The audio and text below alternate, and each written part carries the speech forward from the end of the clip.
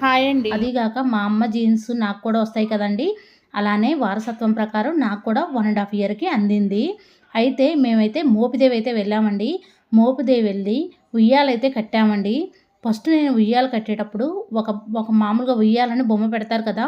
ఆ బొమ్మ అనుకోకుండా కింద పడిందండి. నెక్స్ట్ ఇంకొక ఉయ్యాల తీసుకొచ్చి కట్టాను. స్వామివారి మహిమ చూడండి. మళ్ళీ మా వారేమనుకున్నారు కిందెందుకు అలా పడేయడం అని 2 ఉయ్యాలైతే కట్టానండి. చూసారా నా కడుపులో ఇద్దరు పిల్లల్ని వేశారు ఆ స్వామివారు. ఇంకా నాకు ఆశ్చర్యం అనిపించే విషయం ఏంటంటే, నాకు ఏ నెలైతే ప్రెగ్నెన్సీ రాదు అని డాక్టర్ గారు చెప్పిందో, ఆ మంతే నాకు కన్ఫర్మ్ అయిందండి. మేమైతే ఆ మంతు ఇక ఎలాగో డేట్ అయిపోయిందిలే అని మా మామయ్య గారికి కాలు కొంచెం ఇబ్బందుందని మేమైతే ఇంటికి వెళ్దామని అనుకున్నామండి. 1 మంత్ ఇంటి దగ్గర ఉండి వద్దామనుకున్నాము.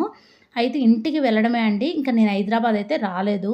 ఎందుకంటే నాకక్కడే ప్రెగ్నెన్సీ పాజిటివ్ వచ్చిందండి.